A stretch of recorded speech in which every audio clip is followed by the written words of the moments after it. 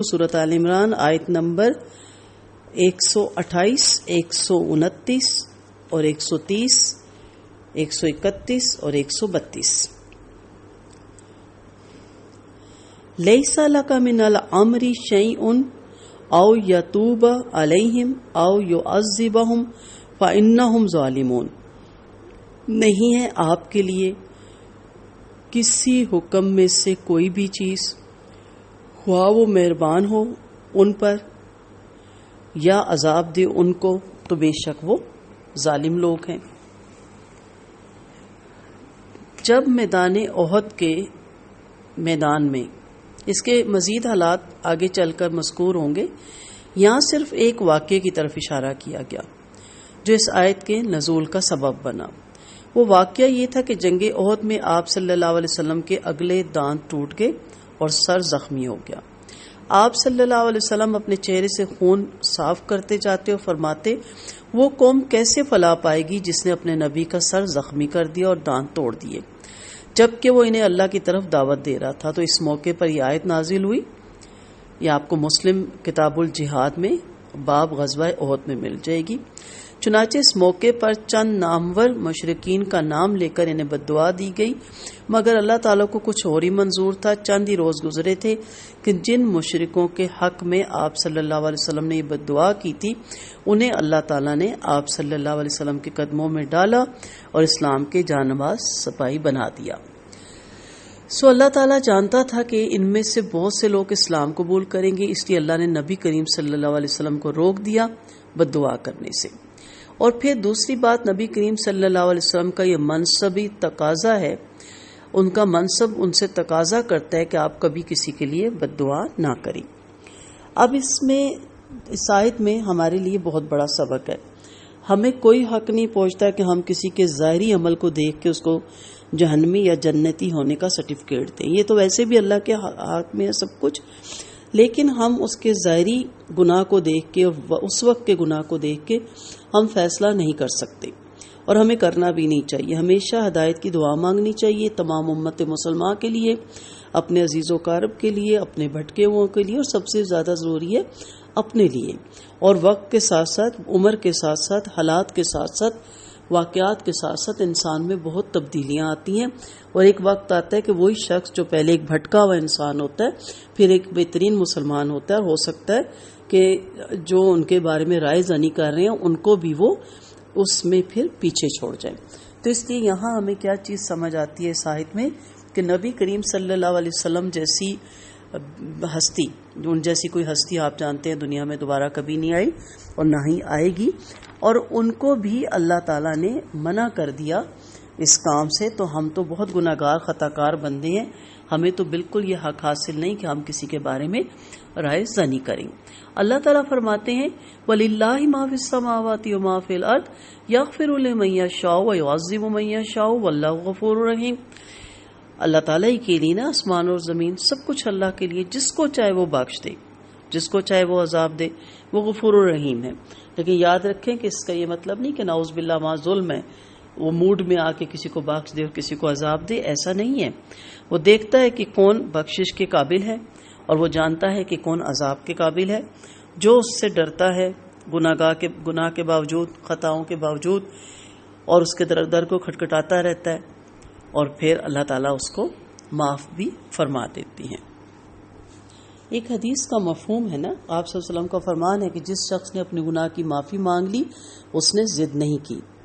नबी करीम सल्लल्लाहु अलैहि वसल्लम फरमान है जिसने तौबा की गोया उसने गुनाह किया ही नहीं। तो नबी करीम सल्लल्लाहु अलैहि वसल्लम फरमाते हैं, तुम अल्लाह के बंदों पर रहम करो, तुम पर रहमत की जाएगी, तुम लोगों के कसूर माफ़ करो, तुम्हारे कसूर माफ़ किए जाएंगे। ये आगे आयत इसमें तफसील से इस पर बात होगी।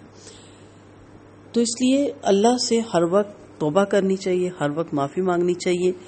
कोई लम्हा कबूलियत का होता है, कोई आपकी फीलिंग ऐसी होती है कि अल्लाह ताला सारे गुनाहों से दरगुजर फरमाते हैं और माफ़ कर देते हैं। वत्तकुन नार अल्लती उइद्दत लिल काफिरीन, और उस आग से बचो जो काफरों के लिए तैयार की गई। अब वो तैयार काफरों के लिए की गई, अब हम कहते हैं वो तो काफरों के लिए। काफरा का रूट अगर आपको याद हो तो इनकार करना, جو بھی اللہ اور اس کے رسول کے حکموں سے انکار کرتا ہے اور اپنی عقلوں کو سامنے رکھتا ہے وہ اسی زمرے میں آ جاتا ہے۔ اس لیے کوئی فیصلہ کرنے سے پہلے، کوئی بات کرنے سے پہلے یہ ضرور سوچ لیں کہ ہم کیا کہہ رہے ہیں اور کس کے بارے میں کیا رائے زنی کر رہے ہیں۔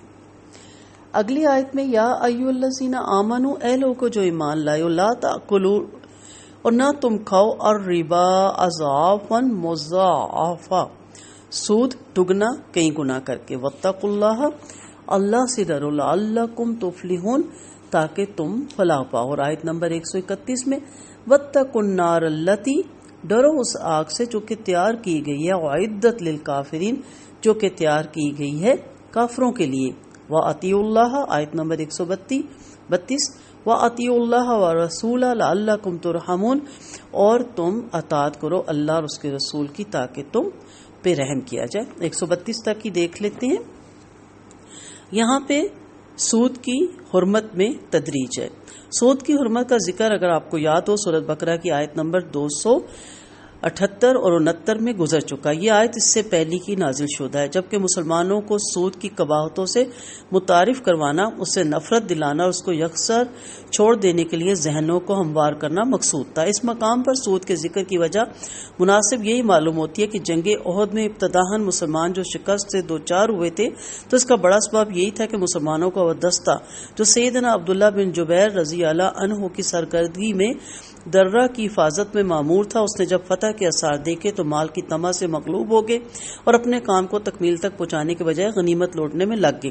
اللہ تعالیٰ نے اس صورتحال کی اصلاح کے لیے زر پرستی کے سر چشمے پر بند باندھنا ضروری سمجھا، کیونکہ سود کا خاصہ یہی ہے کہ وہ سود خور میں حرص، طمع، بخل، بزدلی، خود غرضی اور زر پرستی جیسی رذیل صفات پیدا کرتا ہے، اور سود ادا کرنے والوں میں نفرت، غصہ، بغض اور حسد جیسی صفات پیدا ہو جاتی ہے، اور ایسی صفات ایک اسلامی معاشرے کے لیے قاتل کی حیثیت رکھتی ہے اور جہاد کی روح کے منافی اور آخرت میں اخروی عذاب کا سبب بنتی ہے۔ انہی وجوہات کی بنا کو سامنے رکھتے ہوئے سود کو بالآخر مکمل طور پہ حرام کر دیا گیا۔ اللہ تعالیٰ نے یہ بتایا کہ سود کس قدر حرام ہے، یہ تفصیل آپ اس میں دوبارہ پڑھ لیجئے گا۔